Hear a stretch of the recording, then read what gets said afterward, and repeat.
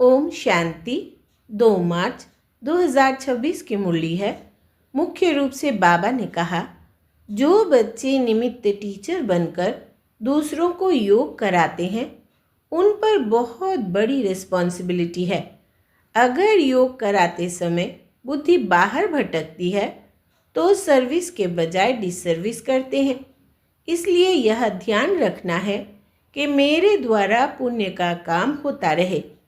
आगे कहा, राजाई का मेडल लेने के लिए सबकी दिल को खुश करना है। बहुत बहुत रहम दिल बन अपना और सर्व का कल्याण करना है। हड्डी सेवा करनी है। देह अभिमान में आकर डिसर्विस नहीं करनी है। सदा पुण्य का काम करना है। आप समान ब्राह्मण बनाने की सेवा करनी है। सर्विसेबल का रिगार्ड रखना है। अब सुनते हैं महावाक्यों को विस्तार से। बाबा ने कहा, मीठे बच्चे, याद में रहकर दूसरों को याद का अभ्यास कराओ। योग कराने वाले का बुद्धि योग इधर उधर नहीं भटकना चाहिए। प्रश्न है, किन बच्चों के ऊपर बहुत बड़ी रिस्पॉन्सिबिलिटी है? उन्हें कौन सा ध्यान ज़रूर देना चाहिए? उत्तर, जो बच्चे निमित्त टीचर बनकर दूसरों को योग कराते हैं उन पर बहुत बड़ी रिस्पॉन्सिबिलिटी है। अगर योग कराते समय बुद्धि बाहर भटकती है तो सर्विस के बजाय डिसर्विस करते हैं। इसलिए यह ध्यान रखना है कि मेरे द्वारा पुण्य का काम होता रहे। गीत है ओम नमः शिवाय। ओम शांति। बाप सभी बच्चों को पहले पहले तो यहाँ बैठ करके लक्ष्य में टिकने के लिए दृष्टि देते हैं कि जैसे मैं शिव बाबा की याद में बैठा हूँ, तुम भी शिव बाबा की याद में बैठो। प्रश्न उठता है कि जो सामने बैठे हैं निष्ठा कराने के लिए, वो सारा समय शिव बाबा की याद में रहते हैं। जो औरों को भी कशिश हो, याद में रहने से बहुत शांति में रहेंगे। अशरीरी हो, शिव बाबा की याद में रहेंगे तो औरों को भी शांति में ले जाएंगे, क्योंकि टीचर होकर बैठते हो ना। अगर टीचर ही ठीक रीति याद में नहीं होंगे तो दूसरे रह नहीं सकेंगे। पहले तो यह ख्याल करना है कि मैं जो इस माशूक बाबा का आशिक हूँ उसकी याद में बैठा हूँ। हर एक ऐसे अपने से पूछे। अगर बुद्धि और तरफ चली जाती है, देह अभिमान में आ जाते हैं, तो गोया वो सर्विस नहीं डिसर्विस करने बैठे हैं। यह बात समझ की है ना? कुछ सर्विस तो की नहीं, ऐसे ही बैठे हैं तो नुकसान ही करेंगे। टीचर का ही बुद्धि योग भटकता होगा तो वो मदद क्या करेंगे? जो टीचर हो बैठते हैं वो अपने से पूछे कि मैं पुण्य का काम कर रही हूँ। अगर पाप का काम करेंगे तो दुर्गति को पाएंगे, पदभ्रष्ट हो जाएगा। अगर ऐसे को गद्दी पर बिठाते हो तो तुम भी रिस्पॉन्सिबल हो। शिव बाबा तो सबको जानते हैं। यह बाबा भी सबकी अवस्था को जानते हैं। शिव बाबा कहेंगे, यह टीचर बन बैठे हैं और इनका बुद्धि योग तो भटकता रहता है। यह क्या औरों को मदद करेंगे? तुम ब्राह्मण बच्चे निमित्त बने हो, शिव बाबा का बनकर उनसे वर्षा लेने। बाबा कहते हैं, हे आत्माएं, मामेकम याद करो। टीचर बन बैठते हो तो और ही अच्छी तरह उस अवस्था में बैठो। यूं तो हर एक को बाप को याद करना है। स्टूडेंट अपनी अवस्था को समझ सकते हैं, जानते हैं कि हम पास होंगे व नहीं। टीचर भी जानते हैं। अगर प्राइवेट टीचर रखते हैं वो भी जानते हैं। उस पढ़ाई में तो कोई खास टीचर रखने चाहे तो रख सकते हैं। यहाँ अगर कोई कहते हमको निष्ठा अर्थात योग में बिठाओ तो बाप की याद में बैठना है। बाप का फरमान ही है मामेकम याद करो। तुम आशिक हो। चलते फिरते अपने माशूक को याद करो। सन्यासी ब्रह्म को याद करते हैं, समझते हैं कि हम जाकर ब्रह्म में लीन होंगे। जो अधिक याद करते होंगे उनकी अवस्था अच्छी होगी। हर एक में कोई ना कोई खूबी तो रहती है ना। कहते हैं कि याद की यात्रा में रहो। खुद को भी याद में रहना है। बाबा के पास कोई तो सच्चे भी है, कोई झूठे भी है। खुद निरंतर याद में रहे बड़ा मुश्किल है। कोई तो बाप से बिल्कुल सच्चे रहते हैं। यह बाबा भी अपना अनुभव तुम बच्चों को बताते हैं कि थोड़ा समय याद में रहता हूँ, फिर भूल जाता हूँ, क्योंकि इसके ऊपर तो बहुत बोझ है। कितने ढेर बच्चे हैं। तुम बच्चों को यह भी पता नहीं पड़ता है कि यह मुरली शिव बाबा ने चलाई व ब्रह्मा चलाते हैं, क्योंकि दोनों इकट्ठे हैं ना। यह कहते हैं कि मैं भी शिव बाबा को याद करता हूँ। यह बाबा भी बच्चों को निष्ठा कराते हैं। यह बैठते हैं तो देखते हो सन्नाटा अच्छा हो जाता है। बहुतों को खींचते हैं। बाप है ना। कहते हैं बच्चे याद की यात्रा में रहो। खुद को भी रहना है, सिर्फ पंडित नहीं बनना है। याद में नहीं रहेंगे तो अंत में फेल हो पड़ेंगे। बाबा मम्मा का तो ऊंच पद है, बाकी तो अभी माला बनी नहीं है। एक भी दाना बना हुआ कंप्लीट नहीं है। आगे माला बनाते थे बच्चों को लिफ्ट देने लिए, परंतु देखा गया कि माया ने बहुतों को ख़त्म कर दिया। सारा मदार सर्विस पर है। तो जो सामने निष्ठा कराने बैठते हैं उनको समझना है कि मैं सच्चा टीचर होकर बैठूं। नहीं तो बोलना चाहिए कि हमारी बुद्धि यहाँ वहाँ चली जाती है, मैं यहाँ बैठने के लायक नहीं हूँ। स्वयं बताना चाहिए। ऐसे नहीं कि आप ही कोई भी आकर बैठे। कोई है जो मुख से मुरली नहीं चलाते परंतु याद में रहते हैं, लेकिन यहाँ तो दोनों में तीखा जाना चाहिए। साजन बहुत लवली है, उनको तो बहुत याद करना चाहिए। मेहनत है इसमें। बाकी प्रजा बनना तो सहज है।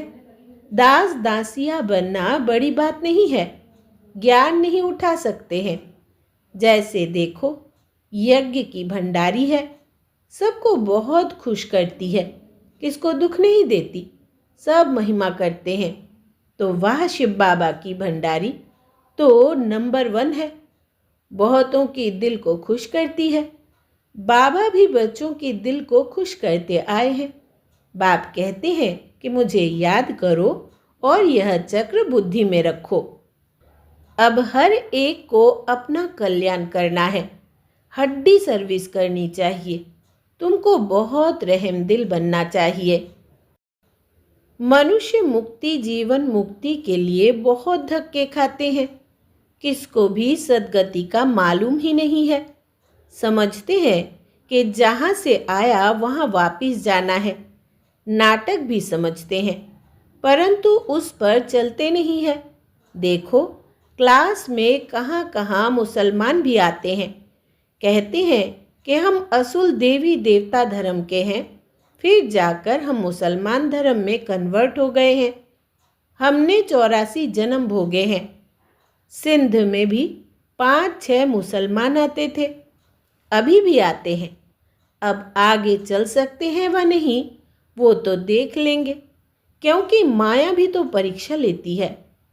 कोई तो पक्के ठहर जाते हैं, कोई ठहर नहीं सकते।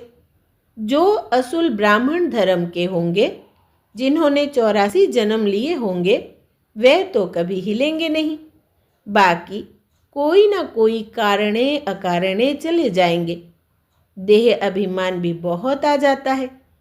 तुम बच्चों को तो बहुतों का कल्याण करना है, नहीं तो क्या पद पाएंगे। घर बार छोड़ा है अपने कल्याण के लिए। कोई बाप के ऊपर मेहरबानी नहीं करते हैं। बाप के बने हो तो फिर सर्विस भी ऐसी करनी चाहिए। तुमको तो राजाई का मेडल मिलता है। 21 जन्म सदा सुख की राजाई मिलती है। माया पर सिर्फ जीत पानी है और औरों को भी सिखाना है। कई फेल भी हो जाते हैं, समझते हैं कि बादशाही लेनी तो मुश्किल है। बाप कहते हैं कि ऐसा समझना कमजोरी है। बाप और वर्षे को याद करना तो बहुत सहज है। बच्चों में हिम्मत नहीं आती है राजाई लेने की, तो कायर हो बैठ जाते हैं। ना खुद लेते ना औरों को लेने देते, तो परिणाम क्या होगा? बाप समझाते हैं कि रात दिन सर्विस करो।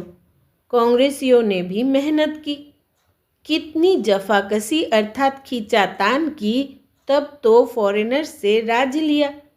तुमको रावण से राज्य लेना है, वो तो सबका दुश्मन है। दुनिया को पता नहीं कि हम रावण की मत पर चल रहे हैं, तब दुखी है। किसको भी सच्चा स्थायी दिल का सुख थोड़ी है। शिव बाबा कहते हैं, मैं तुम बच्चों को सदा सुखी बनाने आया हूँ। अब श्रीमत पर चल श्रेष्ठ बनना है। जो भी भारतवासी है वे अपने धर्म को भूल गए हैं। यथा राजा रानी तथा प्रजा। अब तुम बच्चों को समझ मिलती है सृष्टि का चक्र कैसे चलता है, सो भी घड़ी घड़ी भूल जाते हैं। बुद्धि में ठहरता ही नहीं है। भल ब्राह्मण तो बहुत बनते हैं, परंतु कई कच्चे होने के कारण विकार में भी जाते रहते हैं। कहते हैं कि हम बीके हैं, परंतु है नहीं। बाकी जो पूरी रीति डायरेक्शन पर चलते हैं, आप समान बनाते रहते हैं, वह ही ऊंच पद पा सकेंगे। विघ्न तो पड़ेंगे। अमृत पीते पीते फिर जाकर विघ्न डालते हैं, यह भी गायन है। उनका पद क्या होगा? कई बच्चियां तो विकार के कारण मार भी खाती है। कहती है कि बाबा यह दुख थोड़ा सहन कर लेंगे। हमारा माशुक तो बाबा है ना। मार खाते भी हम शिव बाबा को याद करती हूँ। वो खुशी में बहुत रहती है। इस कपारी खुशी में रहना चाहिए। बाप से हम वर्षा ले रहे हैं, औरों को भी हम आप समान बनाते रहते हैं। बाबा की बुद्धि में तो यह सीढ़ी का चित्र बहुत रहता है, इसको बड़ा महत्व देते हैं। बच्चे जो विचार सागर मंथन कर ऐसे ऐसे चित्र बनाते हैं, तो बाबा भी उनकी शुक्रिया करते हैं, या तो ऐसे कहेंगे कि बाबा ने उस बच्चे को टच किया है। सीढ़ी बड़ी अच्छी बनाई है। 84 जन्मों को जानने से सारे सृष्टि के आदि मध्य अंत को जान गए हो। यह फर्स्ट क्लास चित्र है। त्रिमूर्ति गोले के चित्र से भी इसमें नॉलेज अच्छी है। अभी हम चढ़ रहे हैं, कितना सहज है। बाप आकर लिफ्ट देते हैं।